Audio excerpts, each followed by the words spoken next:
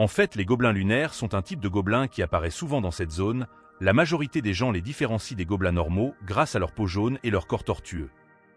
Mais, le vrai trait unique des gobelins lunaires est qu'ils sont obnubilés par l'or et tout autre trésor. Ils tentent des pièges et embuscades aux marchands pour leur voler leur métal. Ils sont responsables de tous les vols de la région. Ils organisent un festival toutes les nuits de pleine lune comme celle-ci. Hazel tout tremblant bredouilla. La raison pour laquelle nous sommes ici. Avant qu'il n'ait fini de parler, Ronan le regard plein de malice lui répliqua. Oui, c'est exact, on va voler tous leurs trésors aujourd'hui. Hazel en entendant ces explications dit. Je n'ai jamais entendu quelque chose comme ça, des gobelins qui rassemblent des trésors pour un festival? Mais comment tu sais tout ça? Ronan répondit, j'ai mes sources. Puis il se dit intérieurement, je ne peux pas lui dire que je tiens ces informations de ma vie passée. Puis d'un geste brusque il passa sa main sur les épaules de Hazel en disant, peu importe, tu dois juste utiliser la télékinésie pour mettre tous les trésors dans le sac, c'est simple n'est-ce pas? Hazel toujours pas très convaincu lui répondit, ça ne semble pas si facile, si je fais une erreur et que je les réveille? Alors on sera vraiment dans la merde. Puis se retournant vers Ronan d'un air effrayé, il lui dit, c'est beaucoup trop dangereux. On devrait y repenser. Ronan l'air un peu agacé lui dit, ah, t'es vraiment un lâche. Écoute, pour entrer à Philéon, on a besoin de deux choses. Premièrement, beaucoup d'argent. On a besoin de pouvoir payer les frais, la seconde est l'expérience. L'argent est important, mais ce dont nous avons le plus besoin est l'expérience. Continuant ses explications, Ronan dit, comme tu le sais, Philéon est rempli d'aristocrates recevant un entraînement d'élite depuis leur naissance. Tu veux gagner contre ces gars? Le seul moyen de le faire, Hazel, c'est de gagner de l'expérience en combattant réellement. Tournant le regard vers les gobelins qui étaient endormis, Ronan dit, et ces gobelins sont les parfaits adversaires, on va gagner de l'expérience et de l'argent, d'une pierre deux coups. Ou tu as une meilleure idée? Hazel recroquevillé et apeuré marmonna, non, mais... Sans attendre qu'il ait fini et avec une tape dans le dos, il dit à Hazel, bien, alors c'est décidé. Alors, commençons maintenant. Hazel commença à utiliser sa magie et à ramasser les trésors des gobelins pour les mettre dans les sacs sous les encouragements de Ronan. Allez. Un peu juste encore un peu. Maintenant, juste comme ça, lâche-les. Alors que Hazel lâchait les dernières pièces d'or dans les sacs, Ronan observant le contenu des sacs s'exclama. Excellent, c'était le dernier sac, ils sont tous remplis. Puis caressant la tête de Hazel, Ronan tout joyeux s'exclama. Je te l'ai dit Hazel. L'expérience c'est le mieux. Hazel marmonna. Oui, ça a marché. Ronan observa Hazel tout en se disant. En fait, j'étais pas si confiant de penser qu'il y arriverait si rapidement. Il est meilleur que ce que je pensais. Puis avec des yeux remplis de malice, Ronan pensa. J'ai trouvé un bon acolyte. Ronan se mit à ranger les sacs et dit. Bien, maintenant que les sacs sont remplis, on devrait y aller. Hazel répliqua joyeusement. On a vraiment fini? Ronan lui répondit. Oui, on n'a plus rien à faire ici, rentrons avant que quelque chose ne tourne mal. À peine Ronan avait-il fini ses paroles, un bruit se fit entendre dans le noir de la forêt. Deux jeunes hommes étaient en pleine course et pourchassaient ce qui semblait être un oiseau, leur visage était agacé et colérique, l'un poussa des jurons et le second s'exclama en hurlant. Eh, bande de cons, arrêtez-vous ici. Cela attira l'attention de Ronan et Hazel, tous deux surpris. Ronan s'exclama. Quel genre de fous font autant de bruit en plein milieu de la nuit? Ce vacarme n'avait pas seulement attiré l'attention de Ronan et Hazel, il avait également réveillé les gobelins qui étaient endormis. Le premier gobelin qui s'était réveillé se demanda « C'est quoi tout ce bruit ?» tout en jetant un regard au coffre de trésor. Remarquant le coffre vide, il se mit à s'écrier hurlant « Quoi? Où sont nos trésors? Aux voleurs !» Les autres gobelins se réveillèrent peu à peu, et pendant qu'ils se rassemblaient et se demandant où était passé le trésor et qui les avait pris, leurs attentions fut attirée vers Hazel et Ronan qui essayaient de se barrer en douce. S'apercevant qu'ils avaient été découverts, les deux protagonistes se dirent « Ah, punaise! Ce n'est pas bon !» Les gobelins chargèrent immédiatement les deux individus qui se tenaient devant eux tout en grognant de colère. Ronan jeta son sac et dit « Ah, je le savais, les choses se déroulent mal. » Hazel, qui s'est effondré au sol tétanisé par la peur, demanda tout tremblant « Qu'est-ce qu'on fait Ronan? On jette les sacs et on court ?» Ronan, le visage impassible, répondit « Hors de question, comment allons-nous payer pour les frais de scolarité sans tout ça? Tu vas gagner de l'argent d'une autre manière ?» Hazel, le regard effrayé, répliqua « Mais ce n'est pas ce qui importe maintenant. Alors que les gobelins étaient tout proches, Hazel hurla « Ils arrivent, Ronan !» Pendant ce temps, Ronan, sortant son épée, réfléchit. Une épée longue faite de métal avec ce poids et cette qualité, je peux résister à peut-être 50 attaques? Il doit y en avoir une trentaine. Les gobelins se lancèrent pour attaquer. Alors que leurs griffes se rapprochaient, Ronan, le visage impassible, se dit « Alors, 15 attaques sera suffisant. » Puis d'un slash, il décapita les têtes de 3 gobelins qui s'envolèrent giclant du sang, sous le regard étonné de Hazel écarquillant les yeux. Le visage acéré, Ronan s'exclama « Maintenant, plus que 40. » La pleine lune brillait de tout son éclat, et le combat entre Ronan et les gobelins continuait, sous le regard des corbeaux attendant la chair des cadavres. Une épée se planta dans la tête d'un gobelin, Ronan retirant l'épée de la tête du gobelin et dit « Était-ce le dernier? Bien, c'est pas si mal. » Pendant ce temps, Hazel, toujours assis par terre, sa peur s'était peu à peu estompée, laissant place à la stupéfaction. Il se disait intérieurement « Impossible. Qu'est-ce que je viens de voir ?» Il a décapité 3 gobelins en une frappe frontale, et pour la foule qui est venue après, Ronan a juste disparu pendant un moment et est réapparu.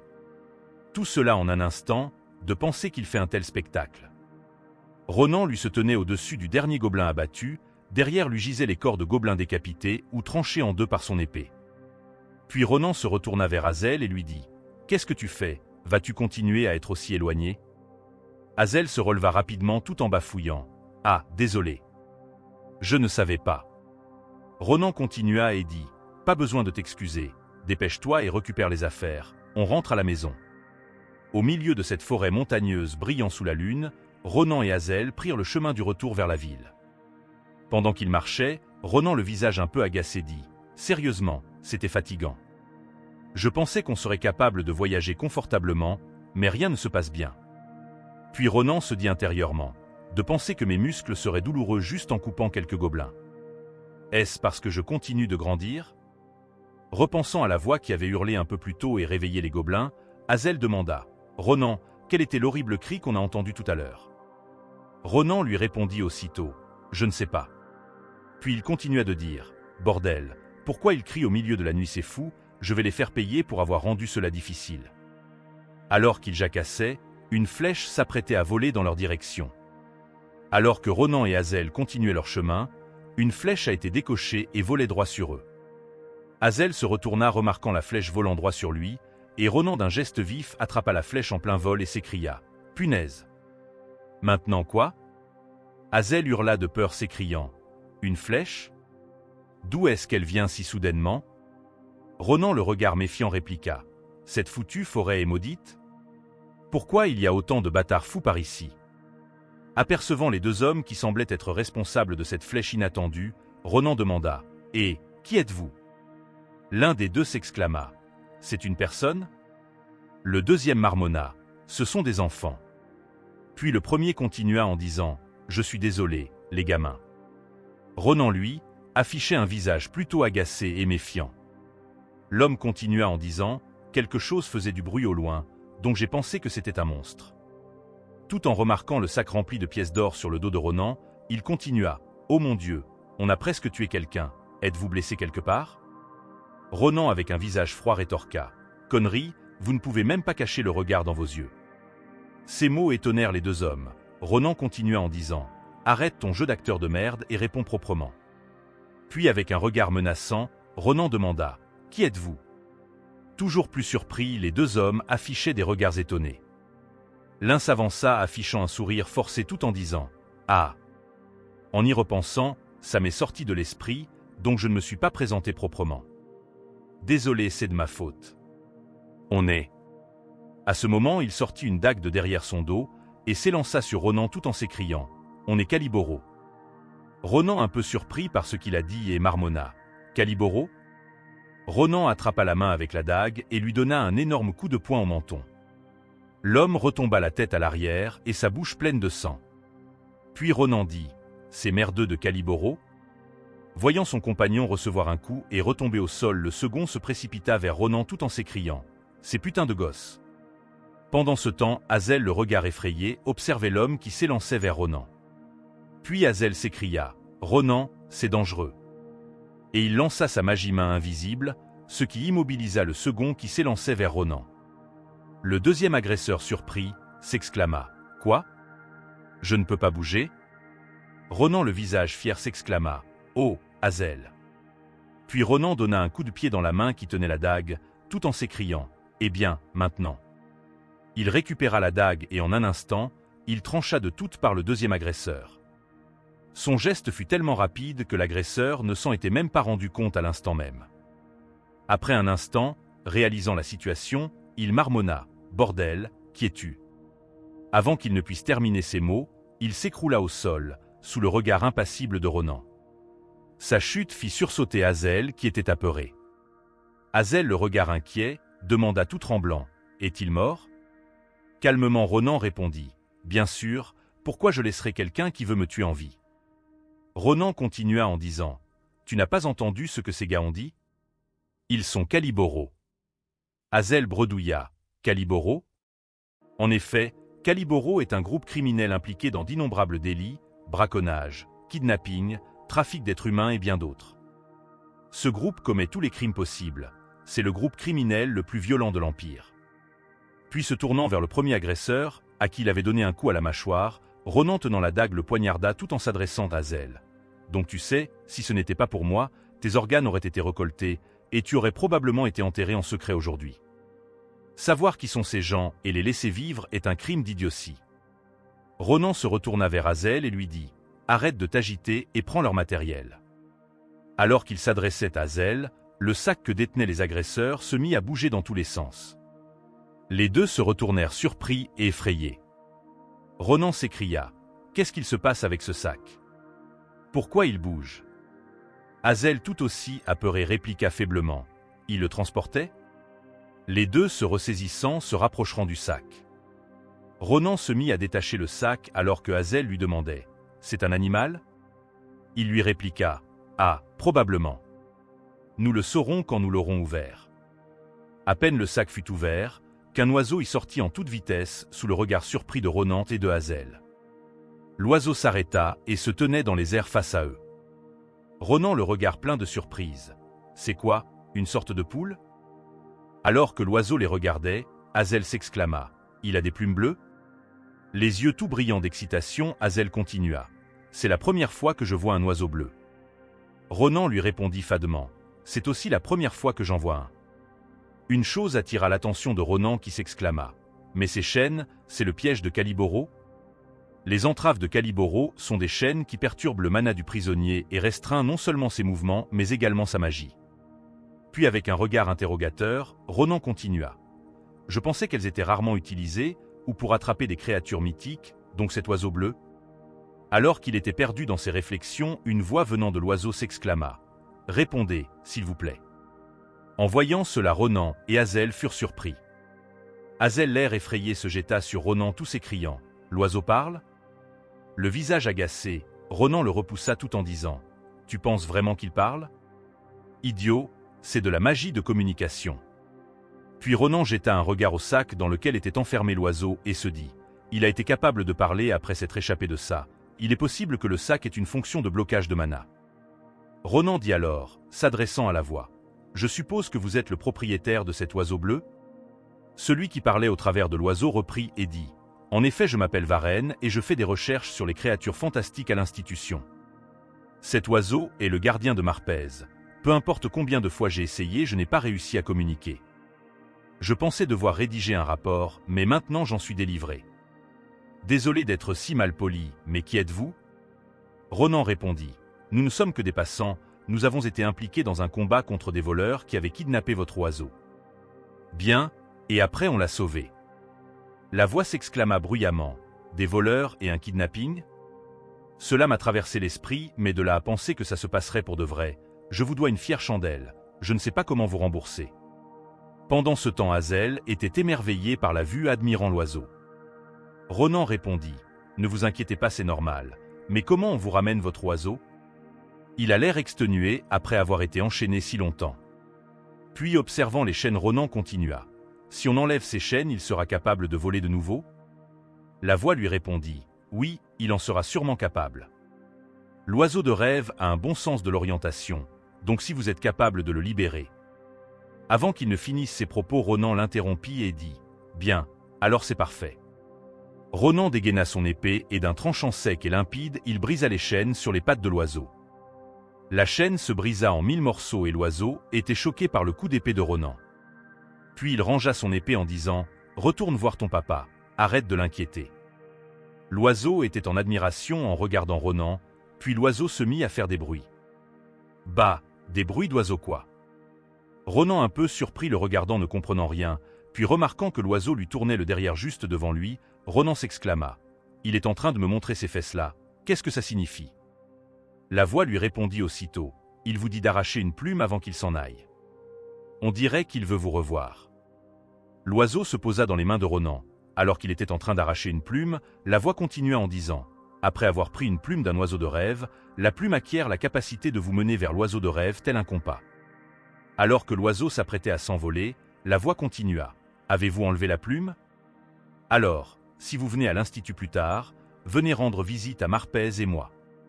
Je vais définitivement vous rembourser. » Ainsi l'oiseau prit son envol laissant Ronan et Hazel.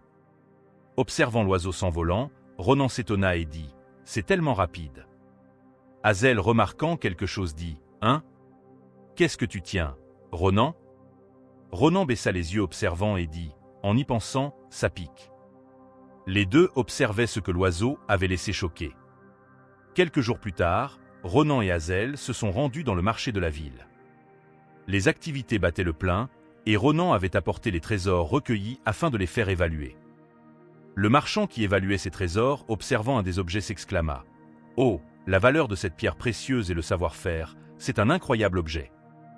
Je vous en donne 20 pièces d'or. » C'était le propriétaire du commerce Carabel, dénommé Duon Carabel. Observant tous les sacs qui étaient là, le commerçant Duon Carabel se dit « De penser que tous les objets que vous avez amenés sont de grande valeur, ça doit être mon jour de chance. » Puis s'adressant à Ronan et Hazel, il leur dit « De penser que je peux aider un client de grande valeur. » Ronan lui répondit « J'ai enfin rencontré quelqu'un qui comprend. Tous les autres marchands sont des arnaqueurs, et puis je m'énervais aussi. » Puis tout en saluant le marchand, Ronan continua en disant « Mais de penser que je trouverais un tel marchand consciencieux, se promener à payer. » Le marchand le répondit « Je suis honoré de vous entendre dire ça. Y a-t-il autre chose que ceci que vous voulez faire évaluer ?» Ronan mit la main dans la poche tout en disant « Ah, est-ce possible ?» Il tendit un objet au marchand et continua de dire « Je ne vais pas le vendre, mais je suis curieux de savoir ce que c'est. » Ronan se rappela de cette nuit-là et se dit « Cette nuit-là, l'oiseau des rêves a laissé ça derrière. J'ai d'abord pensé qu'il avait chié dans ma main, mais ce n'était pas le cas. » Ronan, à ce moment où l'oiseau avait laissé cela, Ronan le balança de toute force contre un rocher, mais à sa grande surprise, cet œuf qu'il pensait être une merde était assez solide et brisa le rocher sous leurs regards ébahis.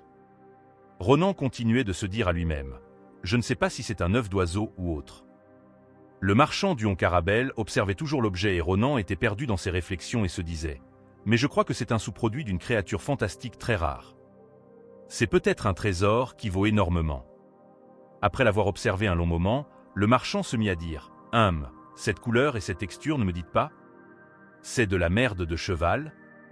Le sourire de Ronan se brisa en 1000 morceaux. Ronan répondit « Bien sûr que non, monsieur. » Le marchand se grattant la tête et affichant un sourire gêné, répliqua « Eh bien, je ne sais pas ce que c'est. Je pense que cet objet est peu commun. » Après l'avoir remis à Ronan, il continua en disant « Pourquoi ne l'avez-vous pas estimé dans un endroit adapté ?» Ronan, tout en remettant l'œuf dans sa poche, dit « Bien, je suppose que je devrais, je ne veux pas le vendre depuis que je suis curieux. » Il continua et demanda « Par hasard, vendez-vous des livres sur Philéon ?» Le marchand lui répliqua « Philéon? L'Académie ?» Ronan reprit « Oui, on va passer l'examen d'entrée de Philéon, mais on ne sait pas grand-chose sur ça. » Le marchand leur répondit « Ah, vous candidatez? Quel bon timing. Ma fille va aussi passer l'examen de Philéon. Je suis sûr qu'elle sera capable de vous aider. Elle devrait être rentrée. » À peine il avait fini de parler, une personne demanda « Qu'est-ce qui se passe, papa ?» Se retournant vers la voix qui demandait, le marchand s'exclama « Ah, la voilà, c'est ma seule enfant, Maria. » En entendant cela, Ronan était choqué, il se dit « Maria? C'est elle ?» Le marchand continua et dit « Maria, dis bonjour, ce sont des personnes importantes avec qui je viens de faire une grosse affaire. » La jeune fille répliqua « Hein? Vraiment? Ces petits bébés? Le marchand, qui était aussi le père de la jeune fille, s'écria aussitôt. Ça ne vaut rien, quel est ce langage? Le marchand continua pour s'excuser et dit. Je suis désolé. C'est car elle a grandi dans le marchandage, elle parle plutôt brutalement. Hazel, essayant de calmer la situation, lui répondit. Ce n'est rien. Il n'y a pas de problème. Puis Hazel se retourna s'adressant à Ronan. Mais Ronan peut-être que maintenant. Alors qu'il parlait, Ronan se retourna soudainement et s'avança vers Maria. Une fois devant elle, il lui demanda. Et, es-tu réellement Maria? Maria, l'air un peu surpris, répliqua. Quoi? Ronan continua et dit. La Maria qui utilise le deuxième prénom Sen? La jeune fille lui répliqua. Oui, mais comment tu sais ça? Ronan, le regard étonné, répondit. C'est étrange, tu lui ressembles beaucoup. Mais la personne que je connais. Soudainement Ronan s'interrompit et s'écria. Et, je vais te poser une autre question, tends ton oreille. Maria, un peu surpris, se rapprocha en disant. Attends, qu'est-ce que tu veux? Ronan se rapprocha et lui chuchota. Donc, est-ce que tu aurais une bite? Maria écarquilla les yeux, elle était choquée par la question posée par Ronan. Sous le choc de la question, Maria jeta un regard d'étonnement à Ronan, et en disant « C'est quoi cette question de merde? Qu'est-ce qu'il vient de dire ?» Ronan l'observait impassible, attendant sa réaction. Toujours perplexe, Maria se répétait ce mot qu'elle venait d'entendre. « Une bite ?» Puis Ronan reprit avec un air interrogateur « On ne dirait pas pourtant. » Maria était bien agacée et vexée par la question. Ronan continua. « Peut-être que vous avez un autre enfant que vous ne connaissez pas. » Alors qu'il était occupé à questionner, il remarqua une chose se rapprocher de son visage. Maria lui envoya une bonne baffle qui fit tourner la tête de Ronan tout en s'exclamant « Tais-toi putain !» Dès qu'il sentit cette gifle, Ronan pensa aussitôt « C'est pas vrai, cette sensation familière lors de la gifle, c'est sûr, c'est lui. » Le comte Maria Sen. Ronan se rappela et se dit « Maria Sen, quand j'étais un soldat disciplinaire dans un endroit appelé Armalen, c'était la personne en charge du ravitaillement. Avec une grande éthique de travail et une personnalité facile à vivre et qui peut s'entendre avec n'importe qui sans problème. Maria était une personne impressionnante, mais quand on parlait de trucs de bite entre garçons, elle s'énervait et avait la fâcheuse habitude de gifler tout le monde. J'étais curieux de savoir pourquoi elle faisait ça, et je voulais lui demander quand je la reverrais, mais l'opportunité ne s'est jamais présentée avant sa mort. Ronan, le sourire aux lèvres, se dit encore « Je n'aurais jamais pensé à prendre ça dans un endroit comme celui-ci, le comte Maria est une femme. » Alors qu'il était dans toutes ses réflexions, Maria, toujours agacée et en colère, lui cria « Alors, c'est fini maintenant ?» Sur un ton encore plus colérique, elle continua « Où tu en veux encore ?» Lorsqu'elle s'approcha, Ronan lui donna un poing sur la tête et dit « Arrête ça, stupide. » Ça fait un mal de chien, s'écria Maria tandis que Ronan lui répliquait « C'est ça un vrai coup de poing. » Alors que Maria lui jetait un regard furieux, Ronan continua en disant « Je t'ai à peine frappé, on dirait que j'ai fait quelque chose d'impardonnable. » Maria, toujours plus agacée, donna un coup de tête dans le menton de Ronan, les deux continuèrent à se chamailler, sous le regard ébahi de Tazel et du père de Maria, les deux ne sachant trop quoi dire. Après un moment, alors que Ronan et Maria continuaient toujours de se bagarrer, Hazel et le père de Maria se levèrent et accoururent vers eux pour les séparer tout en s'écriant « Stop, arrêtez-vous !» Quelque temps après que tout le monde se soit presque calmé, Hazel était toujours surpris et se demandait « Ces deux-là n'ont pas arrêté de se battre jusqu'à maintenant. » Après ce moment de chamaillerie, Maria observant du matériel devant elle et se dit intérieurement « C'est du matériel de combat ?» Puis elle demanda à Ronan « Vous voulez qu'on utilise ça ?» Ronan de son côté, observant également, se dit « C'est pas mal. » Et il répondit à Maria en disant « Regarde si l'une d'entre elles te convient. Si tu n'aimes pas celle-là, regarde les autres. » Entre-temps, Hazel, qui les observait toujours le regard ébahi, se dit « Ils sont devenus assez proches, n'est-ce pas ?» Maria, prenant de nouveau la parole, dit « Quelques épées et un sceptre, vous aviez un sac rempli d'armes depuis le début? Ça a dû être difficile à transporter. » Ronan lui répondit aussitôt « C'est uniquement en cas d'urgence, je suis un peu dangereux avec les épées. » Maria reprit et dit « C'est des objets très recherchés, eh bien, c'est pas mal du tout. Parmi toutes ces armes, l'épée en fer noir est la meilleure. Les chevaliers renommés sont équipés avec du fer noir, c'est un matériau assez recherché. Je ne sais pas si tu utilises beaucoup ton épée, mais elle ne va pas vite se casser. » Ronan, curieux tout en prenant l'épée, se dit « C'est une épée en fer noir? C'était mon arme préférée lors de ma vie précédente. » Maria jeta un regard curieux au sceptre posé sur la table et dit « Mais ce sceptre magique a une bonne pierre de mana, et il le laisse quand même. » Puis se tournant vers Hazel, Maria s'exclama « Ce petit bébé est ton fameux magicien ?» Hazel, tout rouge un peu gêné, s'exclama « Oui. » Maria continua et lui demanda « Quel genre de magie utilises-tu » Hazel lui répondit aussitôt « La télékinésie. » Maria fut choquée par ce qu'elle venait d'entendre et s'écria « La télékinésie ? Tu es vraiment incroyable. Si tu réussis le test, tu auras une bourse d'études ?» Hazel, tout en se grattant la tête, lui répondit « Oui, c'est ça. » Se retournant vers Ronan, Maria lui demanda « Alors, et toi, quelle est la compétence que tu vas montrer lors de l'examen pratique ?» Ronan, un peu surpris par la question, répliqua « Une compétence ? Pour entrer à l'Académie Philéon, il faut montrer ses capacités devant les professeurs.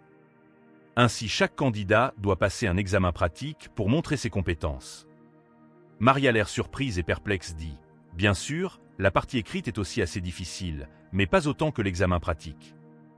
Si tu te débrouilles bien en pratique, tout devrait bien se passer. » Ronan poussa un soupir et dit « Il suffit d'être un bon épéiste, c'est tout ?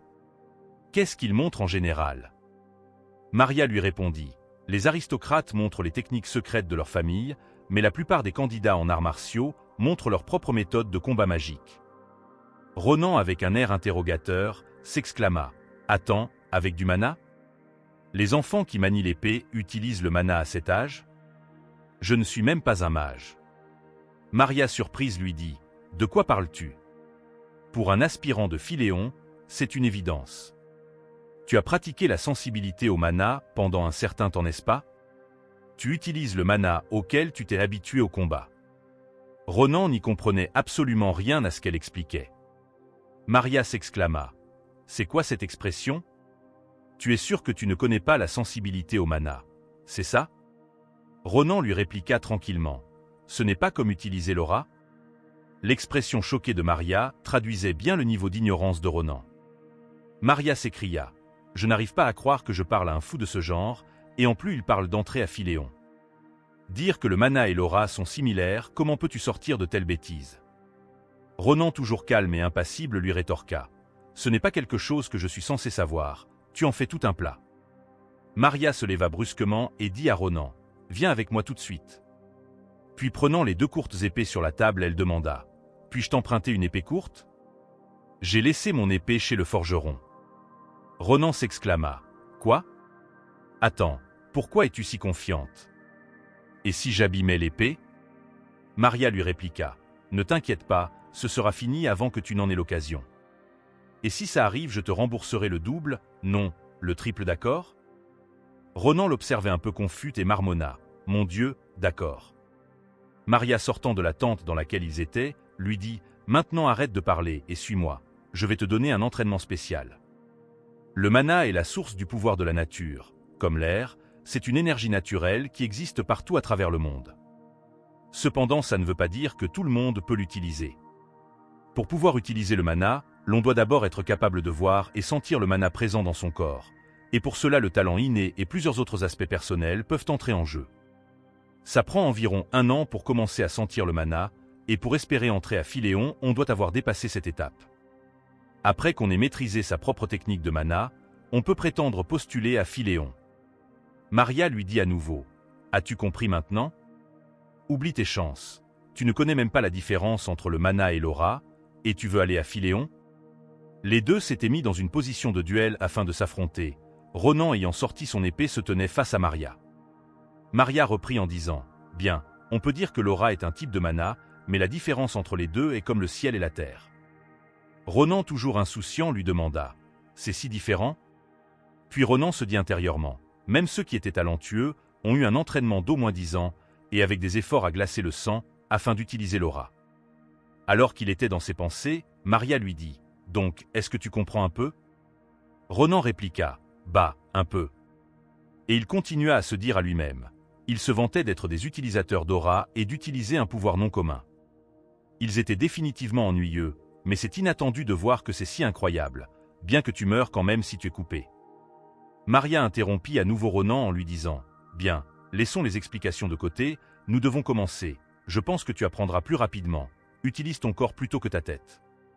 Ronan se mit à penser, bien, c'est juste une jeune.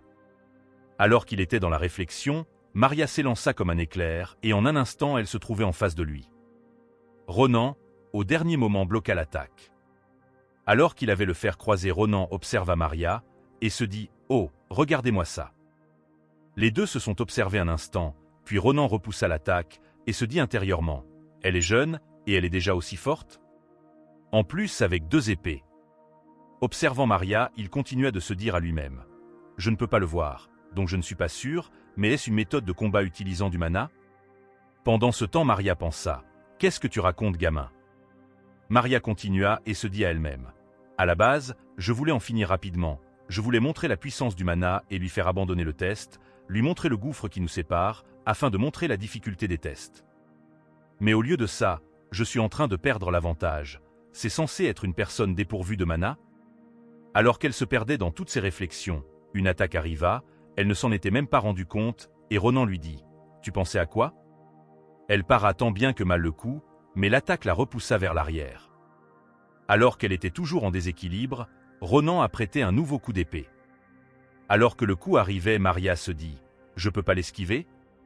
Le coup passa de peu à côté, elle avait réussi avec beaucoup de mal à l'esquiver. L'impact était assez violent que Maria s'exclama choquée. Après avoir fait un bond en arrière, et se freinant grâce à son épée, Maria en sueur dit « Waouh, c'est pas passé loin, tu n'es pas un gars comme les autres, dis-moi ?» Ronan souriant lui répliqua « Tu l'as dit. » Puis il rangea son épée tout en disant à Maria « Outre ton mana, tu as un don pour l'épée. » Maria lui répondit « J'ai du mal à tenir debout, j'ai un problème avec mon oreille interne. » Ronan lui dit tout en s'en allant « Corrige ça et tu seras beaucoup plus forte. » Maria, surprise de voir Ronan s'en aller avant qu'il n'ait fini, s'écria « Tu ne crois tout de même pas avoir gagné, j'espère ?» Ronan, impassible, lui répliqua « Laisse tomber, tiens juste ta parole, comme tu l'avais dit. » Maria ne s'en était pas rendu compte, mais son épée était sur le point d'imploser. Tenant toujours l'épée pointée en direction de Ronan, celle-ci se brisa en morceaux, sous le regard choqué et surpris de Maria. Maria s'exclama « Quand est-ce que c'est ?» Ronan se retourna et lui rappela « Donne-moi juste le prix de l'épée. » Hazel, qui se tenait derrière Maria, s'exclama « Et, bien joué !» Il était en totale admiration devant Maria. Alors qu'il contemplait Maria, Ronan lui cria « Viens, on rentre, il est tard. » Hazel acquiesça immédiatement et accourut à la suite de Ronan. Alors qu'il rattrapait Ronan, Maria restait là sans voix, encore sous le choc de ce qui venait de se passer. Le lendemain, de retour dans la zone marchande, Ronan et Hazel étaient revenus voir Maria. Ronan s'exclama « Je suis juste là pour connaître la valeur de l'épée que tu as abîmée hier. » Après avoir remboursé l'argent pour l'épée, Maria remit à Hazel et Ronan des livres sur l'Académie Philéon, puis elle s'exclama tout en souriant « C'est de bonne foi, c'est cadeau. » Ronan d'un air las lui dit « Ok, si c'est ça. » Maria reprit en disant « J'aimerais bien vous apprendre de moi-même, mais nous devons directement passer à un accord. » Puis tout en tapotant Ronan à la poitrine, elle continua et dit « Donc, tu vas devoir étudier par toi-même, je suis venu jusqu'ici pour toi, et si tu échoues, je ne te laisserai pas t'en sortir. Est-ce que tu comprends ?» Ronan souriant lui répondit « C'est bon. » Maria prit la route, s'en allant assise derrière un carrosse, elle s'écria « Rendez-vous le jour de l'examen, ne sautez aucun livre. » Hazel lui fit joyeusement un au revoir de la main. Ronan jeta un regard à sa main et se dit « Je dois entraîner mon corps affaibli, et je vais devoir étudier un peu. » Alors qu'il s'en allait tout en souriant, Ronan continua de se dire « Ce n'est pas une mauvaise situation. » De retour à la maison, Ronan avait complètement changé sa routine, et petit à petit son flux de mana s'améliorait. À table avec Iril, Ronan avalait goulûment des bols de riz sous le regard étonné de sa grande sœur. Puis sa grande sœur s'exclama « Continue, petit frère. » À chaque repas, Ronan avalait du riz au point où son estomac risquait la rupture. Ainsi Ronan utilisait ses calories pour chasser des monstres et améliorer son endurance et la capacité de son corps. Il avait chassé au point où les monstres autour de la petite ville avaient presque tous disparu. Ayant chassé comme d'habitude, Ronan se tenait devant des corps de monstres qui gisaient au sol, il s'exclama « Sacrée chasse, c'est suffisant pour aujourd'hui. » Le reste du temps, n'étant pas à la chasse, Ronan se consacrait à étudier les livres que Maria leur avait donnés. Ronan, penché à l'étude avec un air un peu agacé, s'exclama « Non, il n'existe pas de recette alternative de repas nordique. Pourquoi dois-je apprendre ça par cœur?